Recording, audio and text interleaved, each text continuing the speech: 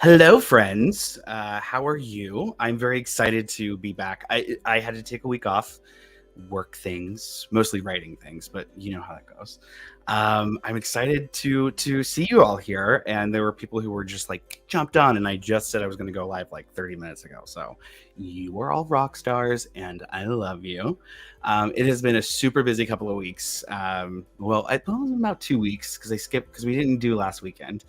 I had judging things that I had to do for the marching stuff. That's like my little side hobby that I do. And there were a lot of book things that happened. So I got notes back on the current working project title is Bad Vibes. And so I got notes back on that. And then it's moving forward. So we had to go through this whole cover thing, and just a lot of work. Of trying to define like an aesthetic and like what you want out of an aesthetic. So that's like a whole process in and of itself. Like doing like, because first you write the book, and while you're writing it, you either like some authors get an idea of what the cover is supposed to be like before they start writing. Like I think Matt's like that, and Storm's like that, I think, to some extent. I kind of go back and forth because I feel like when I wrote the Witch Power series, I knew what each of those books looked like before I wrote them. But with the other books, since I didn't have that sense until I was writing it, or I was kind of maybe even done with it. And so with this one, I had given it a lot of thought, and I realized like I kind of want to do something different because I feel like all my covers are usually like super polished and very abstract, and unless like, well, except for the photo ones, but yeah, so I just have like a certain way I like to do things, I guess. And so my whole thought was, if I do something that's different, it will not only represent what I think the book is, because I think the book is different. I think it's something different that people probably aren't expecting me to write. And so because of that, I wanted to have a different kind of cover. So there you go. So all of that to say, a lot of cover stuff happened this week, and then in part of last week. There was a little bit of traveling, just because of work stuff, and I got to check out some local shops and things like that. So that was cool, but I've been busy. I've just been busy writing and taking care of projects and all of that kind of fun stuff. So I am sorry that I missed you last week, but I'm here, and we're going to talk about, I got some plants to talk about. Well, plants to talk about, they're really big. So I told you that I have like giant philodendrons that are hard to bring into the camera, and it's true, but I have 3 of the smaller ones that I just took down off of, I have a grow shelf that's above. I'm kind of making my own little pond in my office. It's a whole thing. I'll show you guys at some point. But so I have this grow shelf above all that, and I have philodendrons and monsteras and scindapsus and syngoniums and bananas growing up on this thing. And it was all the stuff that I knew needed a little bit extra love and attention throughout winter. And so I kept them in my office because my office tends to stay a little warmer. And I kept them under grow lights all like winter long. And they were busy. And so I haven't washed them. They haven't had a shower like in months. Like, I mean, I just took them down 2 minutes ago. And I'm just looking at them for the first time. So we're going to investigate them together. I don't know. I mean, I get up and I spray things down every couple of weeks and I make sure there's water, but they're under a grow light. Like they're fine, right? So I don't really worry about them too much. But anyway, so I've got some I'm going to show you and they're my favorites. But don't tell the others, but they're like some of my favorites. And then I've got some yarn that I wanted to share and then some just, catching up stuff. So how are you? Let me see who has, who's here. I see, hi, Tom, is good. Always good to see you. Garrett, it is always good to see you as well. And thank you for like just popping on because again, I'm a little random with it. I need to be a little more consistent with my going lives. I'm going to work on that. I'm working on that. It's a thing. I'm doing it. Working on it together. So today I spent most of my day working on a tutorial video for this crochet along make along thing for the dragon blanket. And oh my goodness, it took forever. I mean, hours of doing this. And then I realized that my hands were, because I can't see the camera while I'm doing the thing, right? And then I realized at one point that my hands are like down here. And you can't even see what I'm doing. So that sucks. That's a whole thing. So anyway, so that was a whole afternoon's work gone. So I have to redo it. So I'm hopefully going to get to that tonight. But if you're somebody who's waiting on a tutorial, because I know that people have asked, if you were waiting for a tutorial video on making these shells, I'm working on it. It's just a second. It's taking me longer than I thought it was. And if you are watching from the Facebook group, do please give StreamYard access to see your name so I can see you. I can see who's saying hi. But hello, everybody. I'm so glad that you're here. Okay, so I guess let's go over the fun stuff first, and then we can go over. Should we do plants first? Let's do plants first because I feel like they're right here, and they just keep looking at me, and I haven't. Again, I just took them down right before I started recordings or started the camera. So. Don't I don't know, don't judge me, but okay, so I brought 3 down. I guess let's just start. All right. Oh, gorgeous. Okay, so this is a cutting that I rooted right before winter. Actually, that's why I'm kind of like amazed, but this is a Philodendron orange Marmalad, and she is one of my favorites. She gets I hit the mic with it a lot, but yeah, she gets these beautiful. She's in a pot. Her leaf split there because she was touching this leaf was just touching or just about to touch the grow light. So I'm not surprised that split, but that's okay. But they're a little different because they get this gorgeous color, and when they come on, I don't know. Let me see if I can. Do you see like how just freaking amazing that coloring is? And the back of the leaf is this really gorgeous. So when they come on, they come on this beautiful kind of reddish orange, fiery orange, and then they fade to this green, but they always have this kind of speckled pattern on them that gives you at least a little bit, as you can see on some of on the sleeves. They have like a little speckle that always gives you a little bit of color. So these are like ferocious. So this was the top cut, and I had the whole plant was, I want it 7 feet, 8 feet tall. And I put it outside. Well, it was outside, so it was growing really, really tall very quickly last year. And then something happened. It knocked over. And in the process, the whole thing just like snapped. It was bad.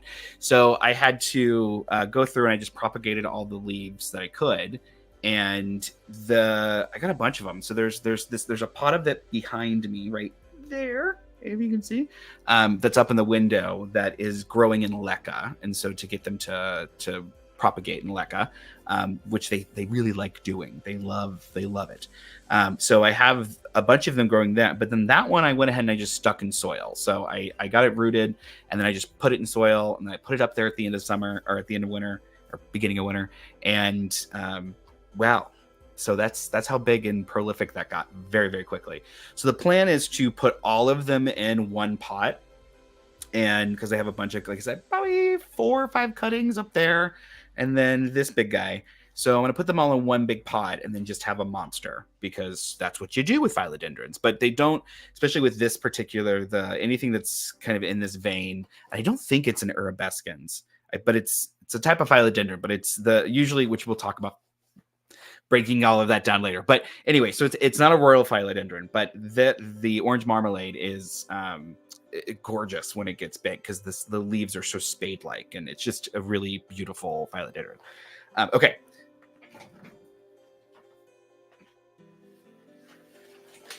Ooh, and it just spilled over. This is the Philodendron Prao verde. No. Jose Bueno. Sorry. Yeah. So this is actually, when my grandmother passed away, I broke down and I bought I think it was maybe 2 leaves or 3 leaf cutting of this plant. And I had no clue. And it was gorgeous, because I love the variegation on it. There's some of the most amazing variegation. But I had no clue when I got it that they got so big so quickly. I had no clue. And so just a cutting that I took right before winter, and this is what it did over the winter and under a grow light with this is what it did. So and it was a tiny little baby, and it even put off a secondary pup. So it's definitely it's going to town, but it needs an up pot. It's way too big to be in this pot. So that's something that's going to happen next after a shower, because it needs a shower. But this is the Jose Bueno. And my grandma passed away. I bought a cutting just to kind of memorialize her. It was honestly just an excuse to get it. It is my grandma's plant, but it was like this thing where I was I really wanted one, and then it happened, and I was mourning, and so I bought a plant. And this is that plant. Part of it. This is, flip it around so you can see it again, because it is rather gorgeous. But this is one leaf cutting. I took several. Okay. So I've been giving them away, and a lot of people got them for Christmas and Yule and things like that. But yes, I've been giving them away, and to close friends and things like that. But I'm at the point now where I have one downstairs that is probably 10 times this size, and it's not quite as bushy, there aren't as many leaves, but I'm going to stick this guy in that pot and just let it be a big abomination of gorgeousness, but really beautiful foliage that just sizes up super quick. So that's why it's one of my favorites, is that it just sizes up real quick, and it has incredible variegation. So we've got that. I got one more to show you. And I can always show you more, because I went a little philodendron crazy for a couple of years. But I have one more to show you that is called a Philodendron Giganteum Blizzard. And so I had this, I'm going to tell you the background story before I show you the plant. So I had this plant, and of course it's called a Philodendron Giganteum. And you'd think that I would have thought about, what does giganteum mean? No, I didn't think about it. I just thought, ooh, it's pretty. And it's a philodendron that has white variegation. I'm all about my variegation. And so I got a baby. It was this big when I got it. And I thought it was like several months old. No, it was like a baby. It was just a little sprout. And I didn't realize that. So I got it. It grew very quickly. The leaves are gigantic on this thing.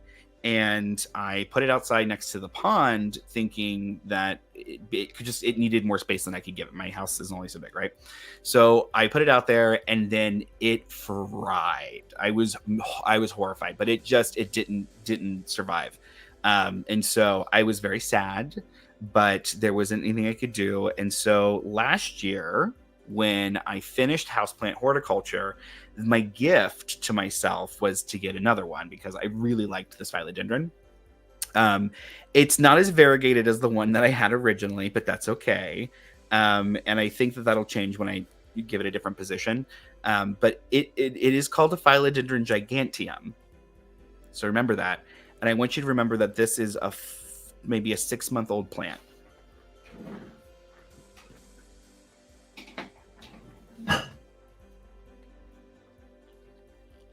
So maybe at the most it could be a year old, but I think it's more like 6 months old from the cutting or from whatever I was sent, because I think I was sent a tissue culture, and I don't know how old the tissue culture was, but like I said, it's been in my care for 6 months, and it was started off as this little tiny thing that's already been poured off. So yeah, Philodendron giganteum blizzard, beautiful plant, huge, and this is just a baby. This is just a little baby. So yeah. Holy crap. So that's a lot to work on. Yeah, I have a lot. Sorry for the squeaky chair. I have a lot going on with my philodendrons. And I will show you, I will show you, I'll have to do some videos or something and just kind of go through and show you, but we're in the middle of renovating the house. So it's kind of embarrassing to like show you our dusty house where all the carpets ripped up and we just have cement floors, and because we're just in the middle of like DIY renovating, which, oh yeah, we fell into that trap that like, oh, we're going to do it ourselves. So there's a lot of work, and it's just like, do you want to see? There's like no photos, like it's just boring. You know what I mean? Because we're just in this. Anyway, I have a lot. I'm going to say hi to some people. Hello. We've got Welder Gun. Welcome. It's always good to see you. And then there's people who are in the Facebook group who I don't see your name, but hello. I think I have a vibe for who you are. There is a question about, I have one of ceiling. Okay, so let's talk about philodendrons blooming, because this is something that somebody brought up. So here's the deal. Philodendrons do not like to bloom in domestication. Like, it is incredibly hard to get them to bloom in domestication. And the reason for this is that first of all, they have to be like 7 years old or older before they're just mature enough to produce an inflorescence, or an inflorescence. But in addition to that, they have to go through like a weather cycle. Like, they have to get cold, but not too cold, right? Like, they don't want to freeze, but they have to go through this whole cycle before they can like the hormonal things will happen enough for it to get a, so it's a whole thing. So before it can bloom. So it is really hard to get them to bloom in domestication, because we tend to like our temperatures to be very consistent. We don't tend to give them in and out. And that's one of the reasons why I put my philodendrons outside when I can. I don't do it with all of them. It hasn't been successful because I've killed more than I care to admit because of just where we live and the exposure and all of the stuff. But it's definitely, you know, I put them out. I'm trying. I've seen it happen. It does happen. People will post photos, and it's usually like the plant's in this really great space where it got what it needed, and it happened. It is more common to see it in greenhouses, but even then, it's pretty rare. So like that's why you don't see philodendron seeds. Like that's it. Like it's not an easy thing to produce in domestication. So it's a whole. It's like they've got to feel all the seasons. They got to go through that whole process, and again, it can't be too cold, right? Because if it gets too cold, if they get anything close to a frost, those leaves melt, and so it's kind of, you know, it is what it is. But they need to go through like a rain cycle, and the other thing too is the wind stimulates like a whole hormonal thing. What is going on with my hair? A whole hormonal thing too. So they need the wind, they need the rain, they need the weather changes in order to flower. So it's really hard. If you get it to happen, let me know and take photos and harvest those seeds for sure. But it's really difficult to get it to happen. So, and that's why like so I have a Philodendron Spiritus Sancti, which at one point was the rarest plant in the world.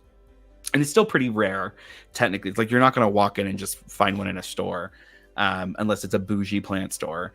But they were not they were super hard to reproduce via seed. And so the process for a very long time was to do tissue cultures. And then from there, it kind of exploded. But it definitely, like, nobody in the U.S. had been able to get them to breed. Like, that was not happening. And then there was finally a guy who owns a company called Red Leaf Exotics. I'm pretty sure it's the name of the company. Yeah, it is, because I bought plants from him. And he was able to breed them, and it was incredible. He even got variegated, because he got like 1,000 seeds out of breeding his own Spiritu Sanctis, which are like $10,000 plants, people. Like, they're like, right? Like, at least at the time they were. Now you're looking at $1,000 a plant, and 10,000 for 10 to 20,000 for like a variegated one. And he got lucky, and he was able to get some variegated ones. So I'm sure he's doing great financially right now. But I had ordered crystal, like, anthuriums from him that he had bred, and he sent me the wrong kind. But he didn't know until they had already, he didn't realize, because you don't know if the hybrid is the hybrid that you think it is until they get to a certain size, and then the leaves mature a certain way. And so he sent the seedlings out. I got 2 of them, and then I'm like looking around one day, and I'm like, no, this isn't right. This isn't what this is supposed to be, like, at all. Like, what the WTF? And so I sent him an email, and back anyway. So I ended up, he apologized and agreed and said, yes, I knew what happened with this batch. I just wasn't sure who all had gotten one, and blah, blah, blah. So he sent me a Spiritu Sancti as like a makeup, which was incredible, because he had bred them, and it was a runt. Like, it was absolutely a little runt one, because the photos that I've seen of some of the other ones, they're already like really big, and this little guy is just little itty bitty when I got him, little itty bitty guy. And now, yeah, he's doing pretty decent. I mean, but he looks like what he probably should have looked like at a year old. So I got a little runt little guy, and I'm just taking care of him, and I love him, and he is sweet, and I have not named him.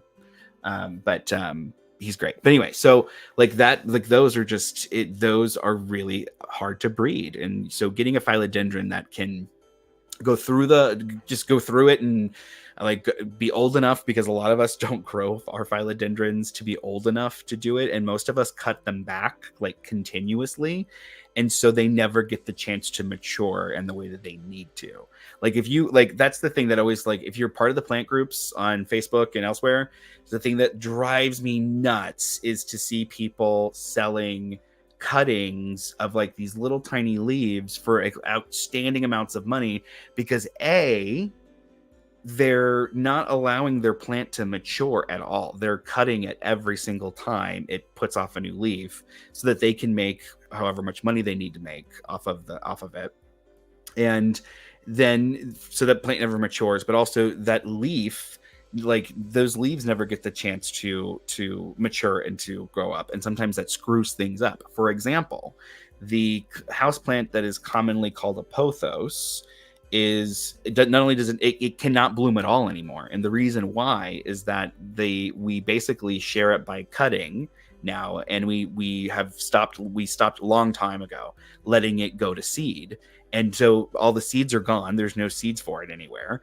And it is incapable of growing past that leaf shape, even though its original like plant form, the leaf, those little beautiful like little green leaves everybody has, like, just trailing everywhere, those are just like one stage of the natural leaf form. And because the cutting was taken at that stage, and that is what has proliferated, it will never get to what its original mature form was. It is incapable of it, because the right amount of, like, from what I understand, like, the right amount of tissue wasn't taken.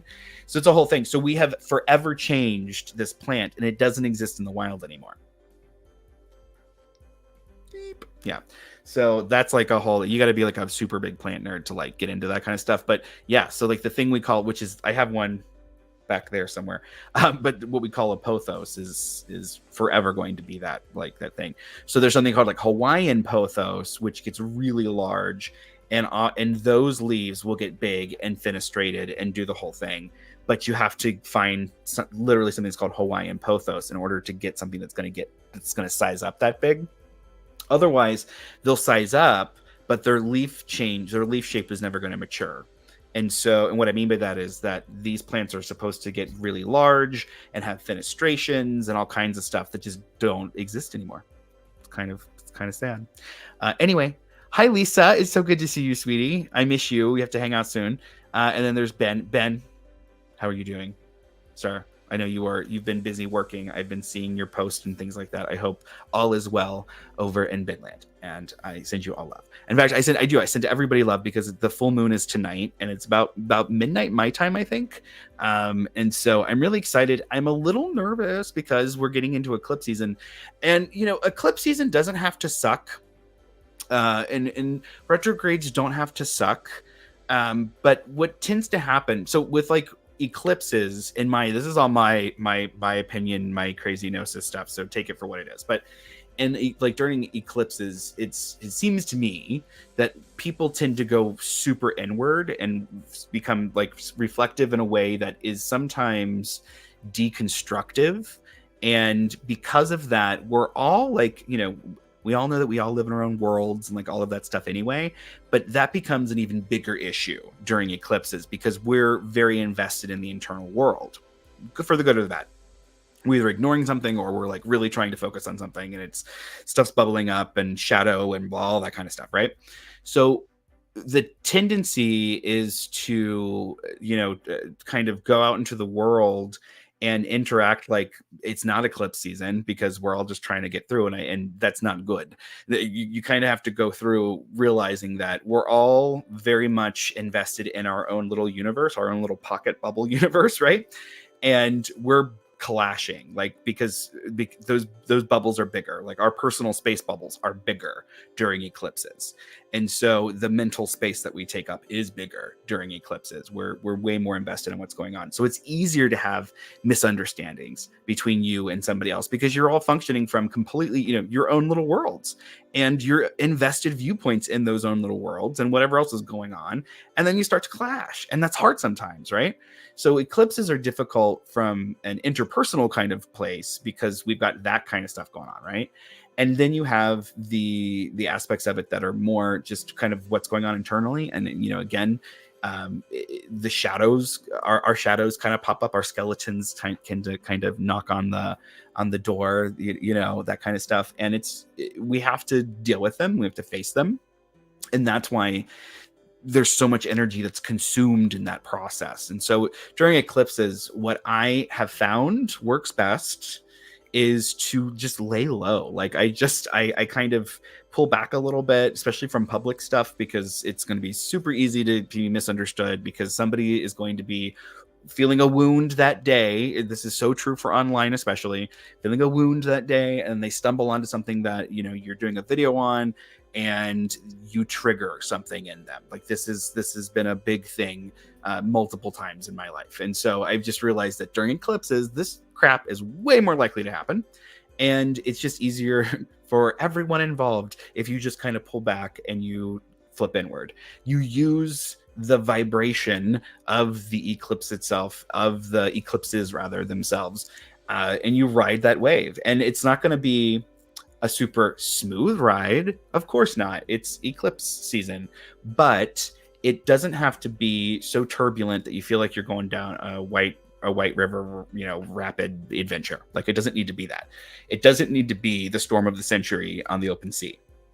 What it needs to be is purposeful. Like, and this is the whole thing. It's like when this energy comes into your life, whether it's good or bad, what makes it good or bad ultimately is the purpose behind it, right? And the willpower behind it. And so for me, it's like with this kind of stuff, well, there is no willpower behind it. This is just the way of the universe. And so all I can do is kind of surrender to it and integrate it as much as possible whenever it's possible, and try to weather the storm, so to speak, otherwise. And when it comes to eclipses, it doesn't really matter what's eclipsing.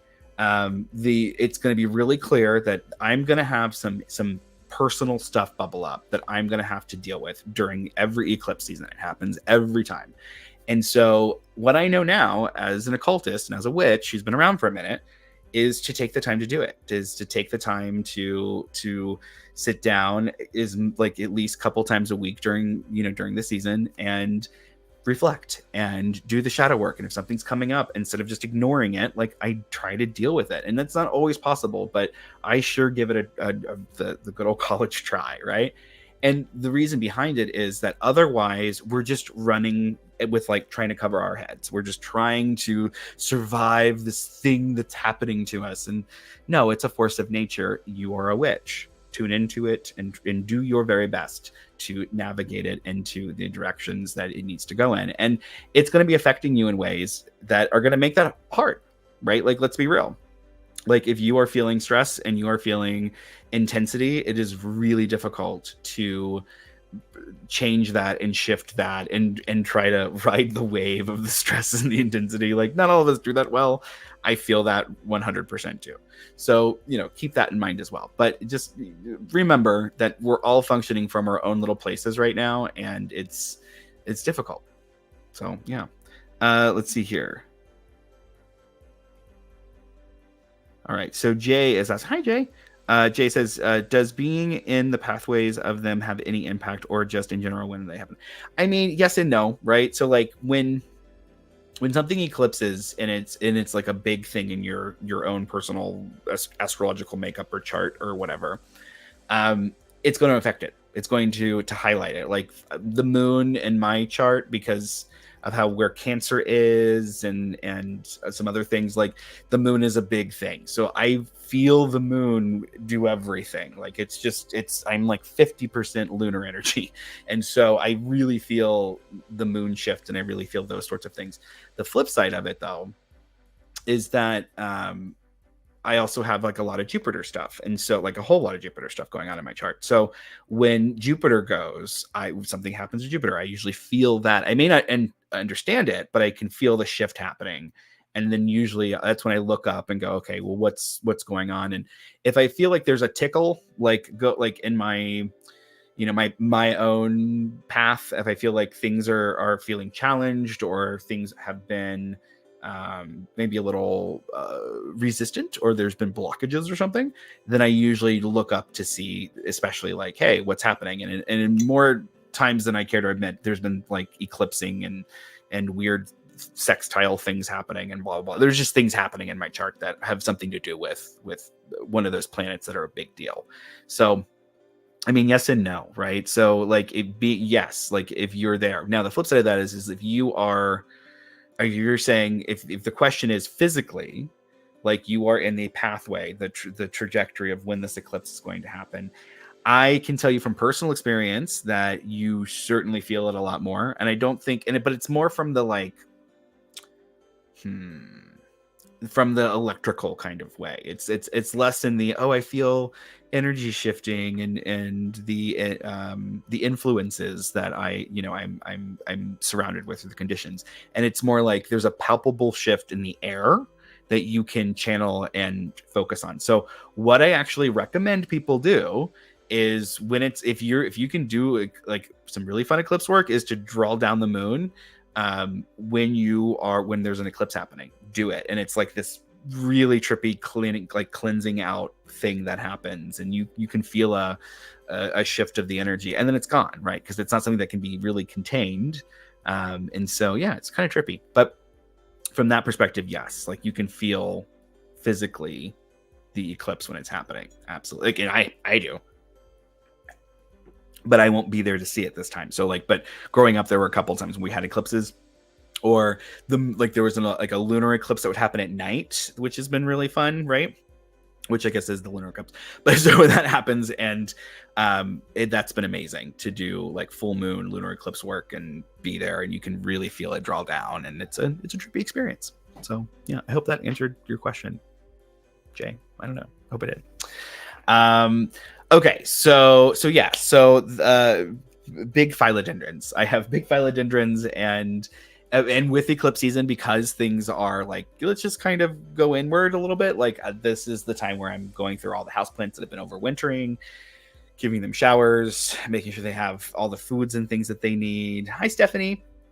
And just, yeah. So, because I can actually start which I already have. I'm not gonna lie, I've already started fertilizing, so like that is happening with a lot of my indoor plants because they're wanting it. Like they're obviously trying to put off big leaves. They're obviously trying to do big things. So I'm gonna let them do that as much as I can. And they're going, yeah, I'm looking at them. I just keep looking up at all the plants and going, oh, I've got a lot of work ahead of me. But a lot of everything needs to be taken out and given, like I said, a shower. And I got some leaf polish, which I keep forgetting to bring up here because I wanted to show you. But I went to this plant store that is local to me, and I had everything that they had. Like I felt like such a plant nerd. I walked in and they're like this rare plant store, and I'm like excited. I'm like, oh, I'm gonna find something.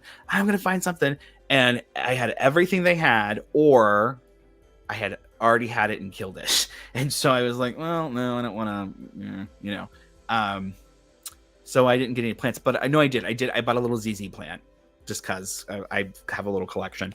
And it was pretty decent price, I think, for what it was, I think.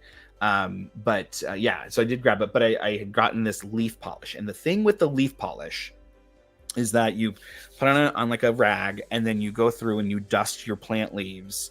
And what it does is it does polish the leaves up. Like it's kind of cool. It's like putting, I don't know, furniture polish, but it's for leaves. It's cool. So it makes them shiny, but it also is supposed to put almost like a protective barrier on them that makes them at least a little bit more resistant to pests. So I'm kind of excited about that. But I also don't know, like my thing is I don't know, because I spray my plants a lot. Like I just go through and just as a general precautionary kind of a thing, I'll spray with Dr. Or Captain Jackson, things like that. So I'm a little, I don't know, I'm like, how's that going to work? Like with the spraying and the stuff. So, but I'm going to try it because I have like this big boy, or this long boy, this beautiful anthurium with these long ass leaves over here. He needs to be polished up. I mean, come on. He's got leather. He's got these beautiful leathery strap leaves. He needs to be all nice and sexy and polished. So I'm going to do that. My queen anthurium, I think would look very good polished up. I think my king anthuriums with their rippled abs, I think would look very nice, pretty, and polished up. So we'll see. We'll see how it goes.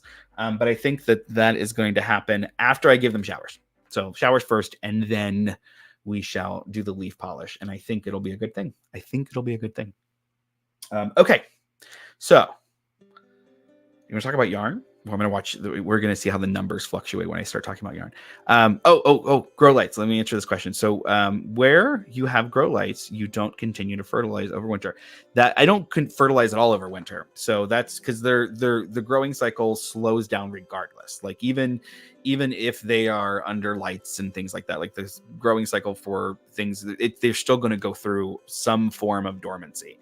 And so we don't do that during wintertime. The other thing too is if you treat wintertime like it's nappy time, which is what I do, like I've learned to just kind of give them a nap and let them do their thing, and they'll wake up on their own. And when they wake up, then I start taking care of them, and I usually let them put off a leaf, and then I start fertilizing.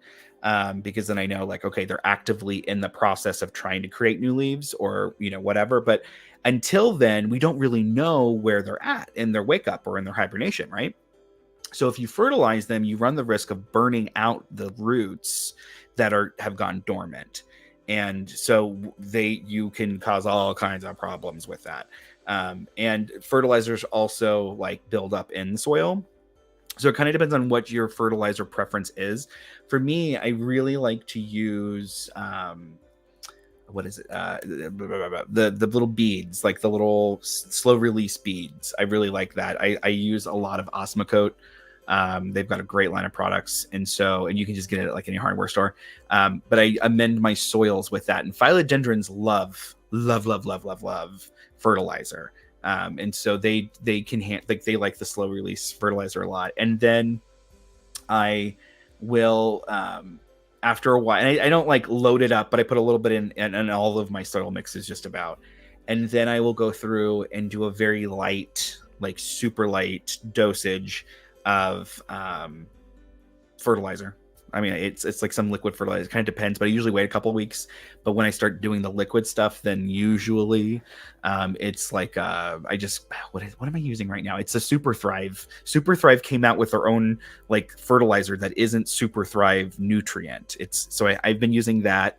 It's working, I guess. I don't know. But usually, like, so my watering routine in general, like the stuff I add to my water, like regardless, because there's already fertilizers in most of my soil, right? So what I do is I use liquid dirt, and I make a big old batch of liquid, or like 10 gallons of liquid dirt. And then that's what I use. And then I'll, like, every other week, I'll put in Super Thrive. And so just vitamin supplements. And so I know that they're getting like everything they could ever possibly need or be absorbing out in nature. I know that they're getting through those things, but those aren't considered fertilizer. Like, unless it's a fertilizer, it's not considered a fertilizer. I'm using vitamin supplements, which are a little different. So I do that, and then if I need, I have CalMag. So CalMag is great. So here's my little secret for keeping your plants healthy and keeping them, if they start to fail, there's a good chance that there's like a deficiency or there's something going on. And it might not be, but it depends on your soil and depends on who you are and what you make and things like that. But if it's, which you'll find is that in general, there's a lack of calcium and magnesium in a lot of the products and the things that you get. And part of it is because both of those things will build up over time, but they're also things that are like quickly used up in the soil by the roots. So plants usually have some sort of calcium magnesium deficiency, especially like houseplants. And so I go through, and you can make like a liquid batch and then use that to water with, or you can do what's called a why can't I pronounce this word? Foliar spray. And it's where you spray the foliage. And so with a diluted water, what is it, solution that's made from calcium magnesium supplement, and then you can spritz your plants with that. And so that's what I put in my water for like the misting. When I mist my plants, it's got a little bit of CalMag in it, and that helps out a lot. And that's year round.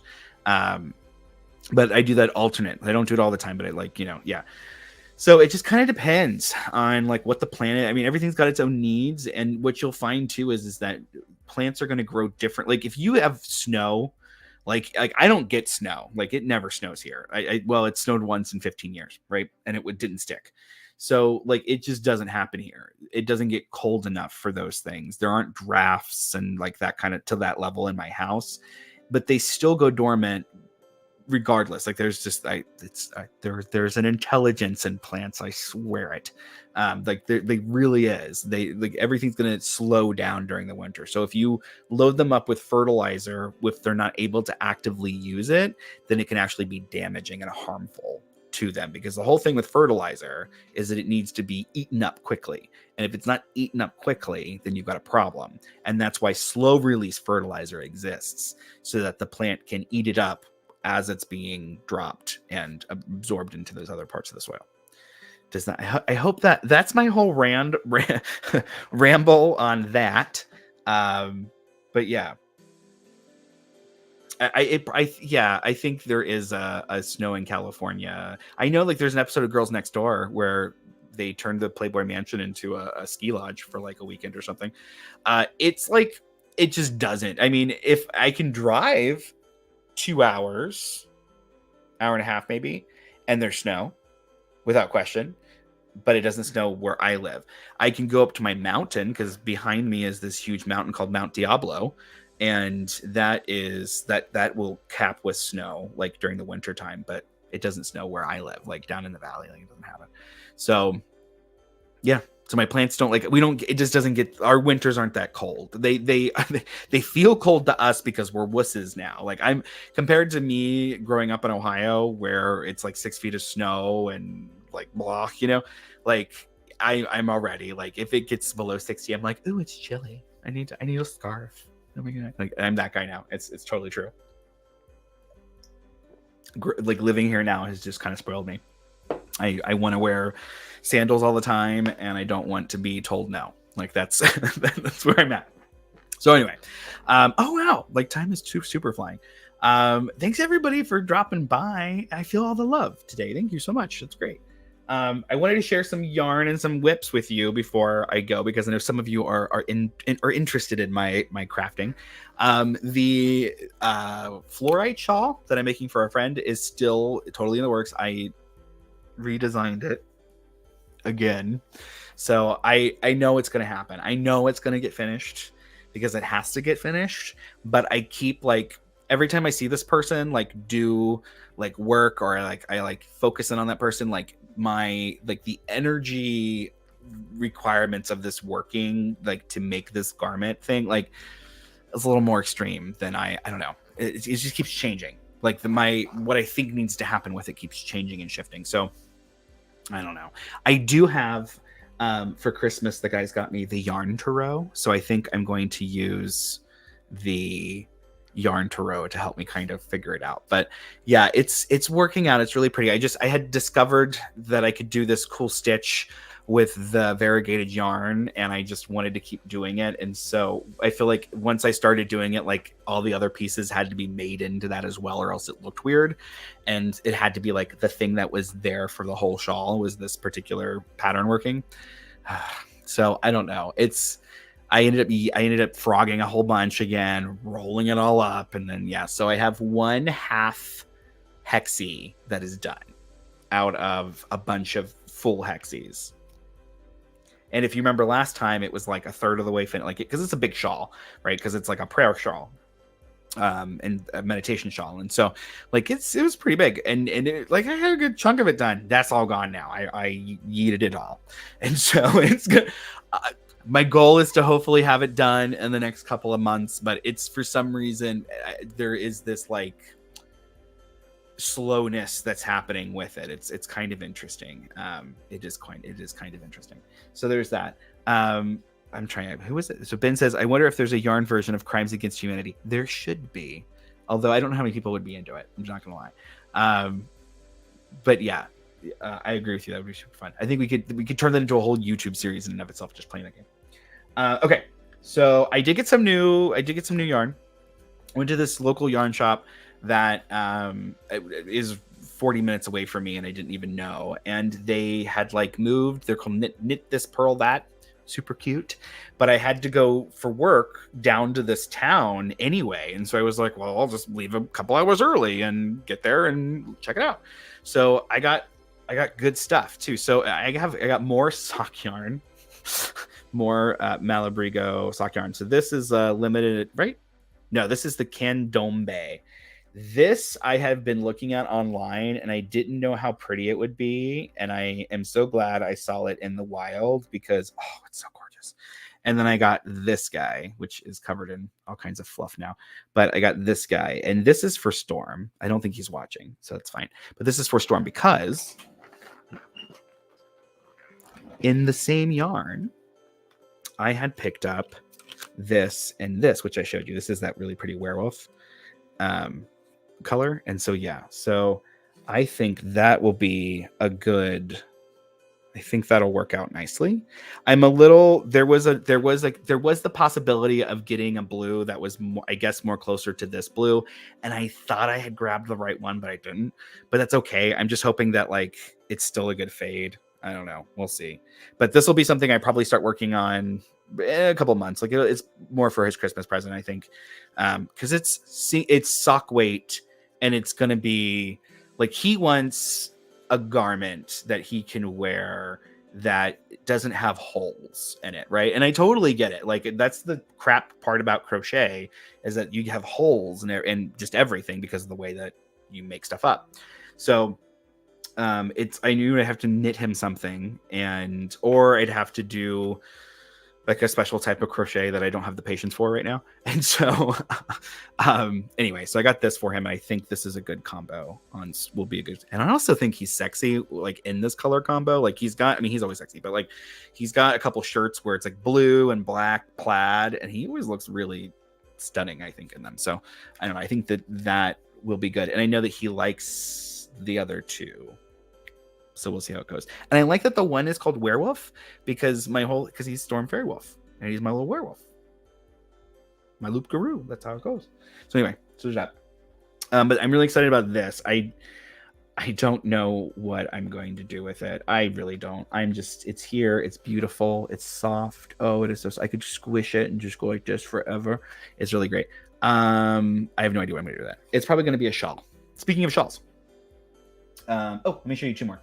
So I got really cheap sock yarn. I'm really excited about this because let me tell you, sock yarn is not cheap. So like at all. And sock yarn is used for other things besides socks. Like, of course it is, but I don't know why. Anyway, it's called sock yarn usually, or sport weight, or sock weight. It's called a lot of things, but it's really thin yarn, right?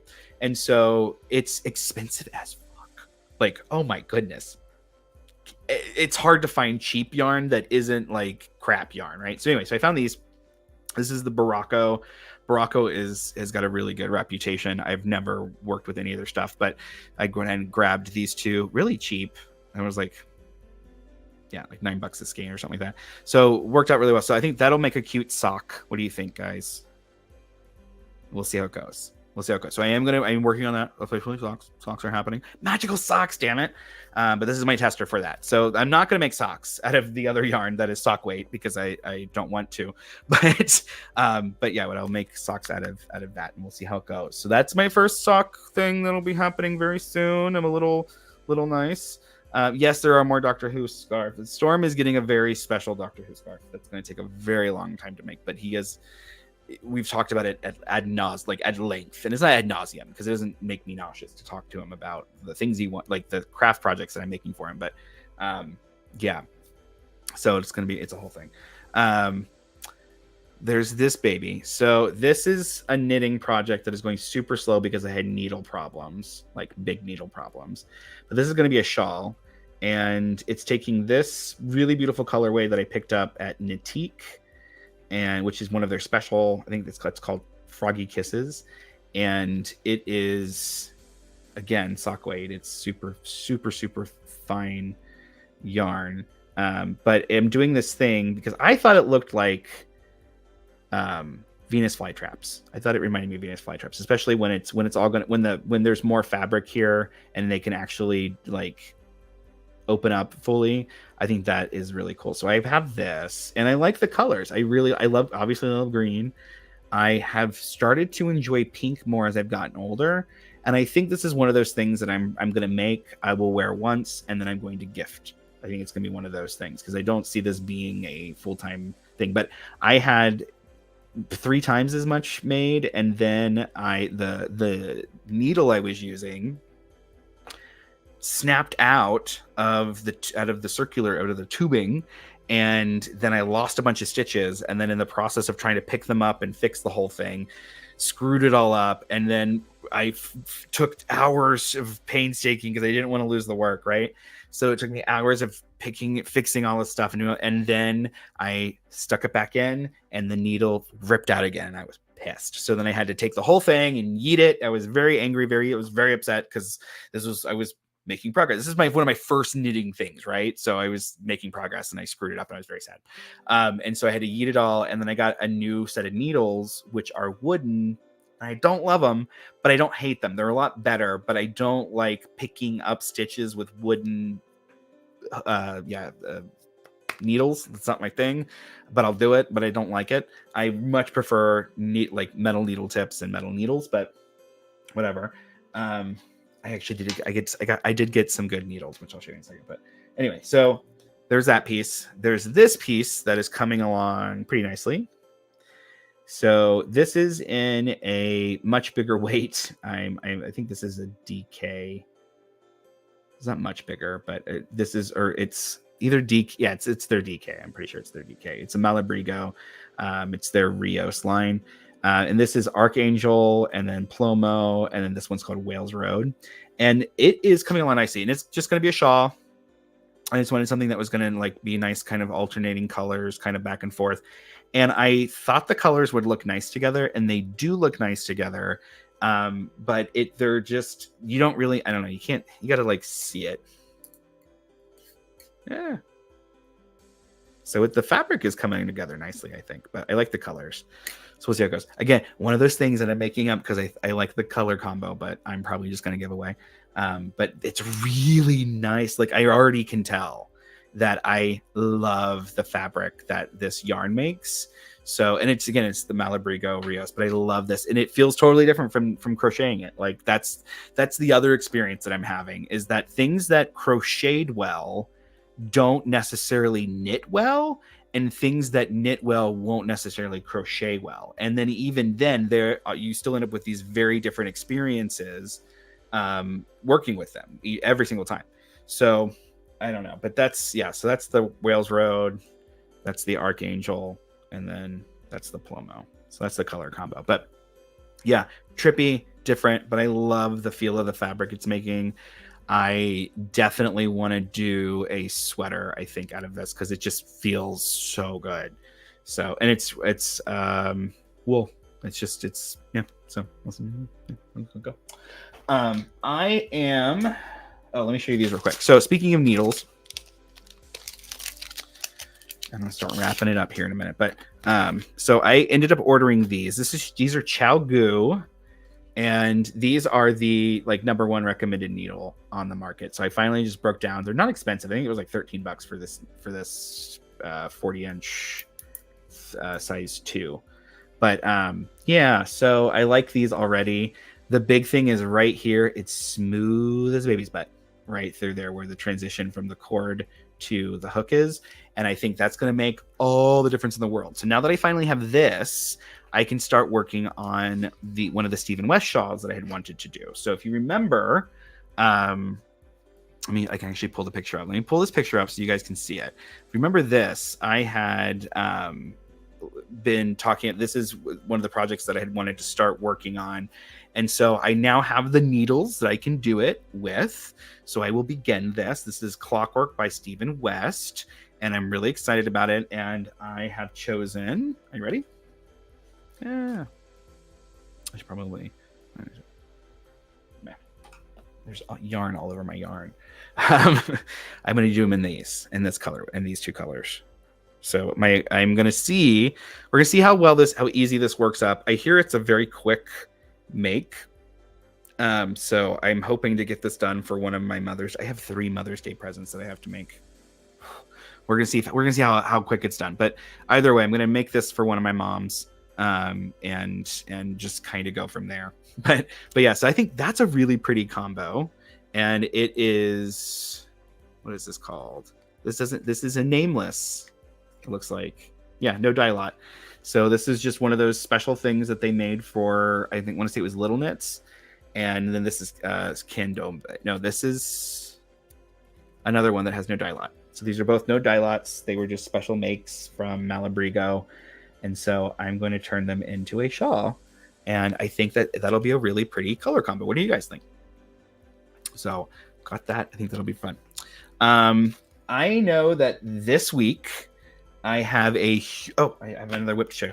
I have a huge shipment coming from the incredible people over at Arcane Fiberworks, who are like sending me like almost $1,000 worth of yarn. Like it's incredible. To do the Modern Witch studio stuff, so the makes and the things that we're going to be doing for the next couple of months. Yeah, they're sending me yarn for all of it. It's just amazing. And so that should be coming in this week. I think the thing says Saturday, but I'm hoping it comes in a little early, because last time I think I got it 2 days early when I ordered from him. But it's really neat, and there's a special surprise in that box. So stay tuned. I will be doing an opening as soon as it gets here, and it'll be really neat. This is a blanket, an Afghan I'm working on. It's a corner to corner. So I started here, and you just kind of make a magic knot, and then you just go to town. And so what I've been doing is I'm using this gray. I have a huge boatload of this. Like I bought just like mega roll of it. And it's been sitting there. And so I'm like, you know what? I'm going to use it, because I'm making all this like nice stuff, and I'm realizing that like I can't just have that out around the house, like because the dogs and the cats and there's barf. Like cats do the fur ball thing. Like I'm just worried something's gonna happen. I want something like nice that I make, but I wanted to have something that wasn't ugly, right?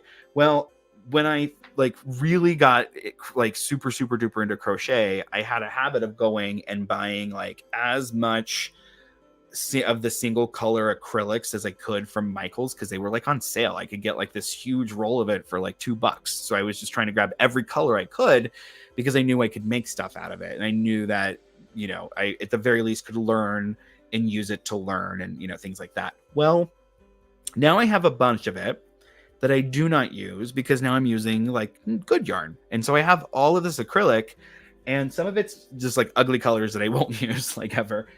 But I'll have them for like if I ever do onigami or if I want to do some like really intense color work or something, like it's there and it's cool. So anyway, so I have it. I'm not gonna get rid of it, of course, because it's part of the stash, right? But it's definitely one of those things where I need to make stuff out of them because at the very least I need the storage space because I have yarn coming and now I have like, you know, I got the taste for good yarn. So now So anyway, the collection. So I'm trying to go through it and trying to bust some out. So this is, where's a good place to put it? So this is 2 strands. And what I'm doing is the gray is consistent all the way through it. And then I'm just changing out the color. And it's going to be basically this scheme. That's just basically, I'm just going to kind of go in and out, and make them all different sizes. So it won't be a consistent pattern. It'll just be a consistent layout of color. And I'll probably start doing color changes like midway through at some point and things like that, just to have some fun. But yeah, so the plan is to make an Afghan that's big enough that I can throw over the couch, and the dog can be on, or the cats can be on, or if somebody barfs, you know, one of the animals, all of the pet stuff that happens, I can take this off, I can throw it in the washing machine, and I ain't gonna worry about it because it's acrylic and it's, you know, it was cheap yarn, right? But it'll look nice. So I think this will be nice. It's not, I don't know, it is. It's because I'm using what is it? I'm using an 8. So I'm doing 2. These are both 4, weight of 4 or 3. And I think one's a 3, one's a 4. And then I'm using a size 8 hook. And so it's making up pretty nice. And I think that'll be, I think that'll look good because it's kind of our colors, but it's not like completely. I mean, it is. It'll match the scheme, the color scheme that we've got going on. But yeah, so I'm working on with that. That won't be done for a while, but you see, that's different from all the other projects, and here's why. And if you are a crafter, if you are a maker, you will understand this completely. There are projects that you can just zone out on and do because they don't take a lot of like thought. Like, it is one thing to look at a pattern and then try to count your stitches and try to go like through make sure this thing is, you can't just zone out and like meditate or you just can't do it. So what I have found is that if I have a big project like that where I can just stitch and just kind of go, I can turn on music, I can light some candles, I can really shift into a space, and I can use that as a meditation tool or trance tool. And I need something where I can do that, where I don't have to focus so intently on patterns. And that's what I think was kind of like starting to wear me out, was just patterns. And I'm also, the flip side of it is I'm trying to make patterns to put up online just for free. And so I have to, like, you know, on top of writing books and all the other crap that I'm doing, you know, when I get to the part where I'm like trying to make patterns, I want to make something that's nice because I feel like we deserve nice things. And it's a whole thing. It's not as easy as it looks. I'll just tell you that. None of it's easy as it looks. But yeah, so that's what's going on with that. What else? The dragon scale blanket is coming along nicely. I totally like moved everything before I started recording, but I was working on a tutorial video, and I think it's coming along nice. I think I'm at the point now where, if you remember the colors that I chose, which I don't have here, I didn't bring them. I moved them. If you remember the colors that I chose, I'm using a lot of Noro's colorways, and so actually it's all Noro, and it's basically like black, blue, gray, with some flashes of different, kind of pop colors, but it's mostly the black, blue, gray, and then orange. And it's not ugly. I'm not saying that at all. I'm not saying I'm disappointed in it, but it's not what I thought it was going to be. And so as it's starting to work itself up, I'm like kind of questioning things, but I'm just going with the flow, because I'm like, no, this is the way it's all, this is the way it is. The cookie is crumbled. Also, that yarn was not cheap, as we discussed in like episode 1 or 2. And so I don't want to just like not use it for this project. But at the same time, I'm like, oh, I probably should have used something that was thicker and something that was a bigger size than what I had picked. So I don't know, but it is coming on. They're really pretty. Like my shells are sleek and they're gorgeous, and Noro does a great job. I have found though that Noro is one of those yarns that knits better than it crochets. And it's because of the feel of the fiber itself. And yeah, it's just a different experience completely. So it doesn't look ugly by any means, but the experience of knitting, and then like at the end, that texture and what's made out of it, I think looks better when it's knitted than when it's crocheted. So that's the other thing that I'm kind of going through, is I'm like, oh, I feel like it's like these are thin, like, because it goes from thin to thick, it changes. So yeah, I don't know. I don't want to like necessarily switch or anything, and I don't have yarn picked out to like do a big switch at this point, but I don't know. I kind of feel like it should have been a sweater or something, and that's just because of the yarn I picked. So we'll figure it out. But that is where I'm at with things. And so this week coming up, I've got a podcast I need to drop. I'm so late on dropping the podcast this month, but I've got a podcast I need to drop, and then there are more episodes, things that are coming up. So we are going to do, because I have been practicing witchcraft for 25 years. And so we're going to do 25 things that I like know now that I wish I would have known then when I started 25 years ago. So 25 things, and they're not what you'd think. Like, and when I was making my list, I was like, oh, no. Like, it's definitely not what you think, because it's more like things I would have told myself if I could have, right? 25 years ago versus where we're at now. 25 things. So I'm working on a video for that, and then I'm working on an ADHD for witches video, which is interesting. And I recorded it. I hate it, so I'm going to re-record it and see how it goes. But those things will be coming out this week. And Nicholas and I should be getting back on the getting stone trained very shortly. So we're entering what is essentially writing season and book drop season right now. So obviously I have Houseplant HortOCCULTure that is coming out, and it's pretty incredible. I have to tell you, Houseplant HortOCCULTure, it is gorgeous. It is this beautiful, sexy, delicious thing that everyone should be checking out right now. But yeah, so that's dropping, and people are already getting it, which is it is maddening. It is so maddening, and it's fine because it's like little shops put orders in with Llewellyn, and then when the books come, they just fulfill the orders and ship them out. They don't hold the books back. So a lot of people are already like a good handful of people have already gotten it. They've gone to their local store, picked it up like instantly, and then have been posting about it. I'm like, it doesn't even come out for 2 more weeks. Like that's been interesting. But it just makes the building a buzz up kind of difficult. I will say, if you don't know already, magic.com has Houseplant HortOCCULTure. They've signed copies of Houseplant HortOCCULTure at 30% off right now. That's a deal I can't even offer you. Like, legitimately, I do not know how they're making any money off of them, because we only make 40% off of a title. Like, a retail business can only make up to around 40% off of a title. And so keep that in mind, like, when you think about books and book prices and things like that. So if they're offering 30% off, that means that they're only getting 10%. And I'm pretty sure that is even lower because of other things that go on. So I'm just saying, like, that's pretty incredible. So they're offering them 30% off signed copies. They order, ship them to me, I sign them, I ship them to them, and then they ship them to everyone else. And so it's a really cool thing. And it's also a great way to support a magical business right now. So you can go to magic.com. That's magic with a K. And you can type in Devin Hunter, and I will pop right up with Houseplant Horticulture. So do check that out. It is very cool. And then again, one more thing that to plug, of course, is that we've got the awesome horticulture slash the official Witches Sabbat, which is happening the third weekend, I believe, of April. And so in about 4 weeks. And that's a big one. We've got Silver Ravenwolf, Mickey Mueller, myself, Madame Pamita. We've got Matthew Venus, who I'm really excited about finally having like on to do some stuff because he's so cool.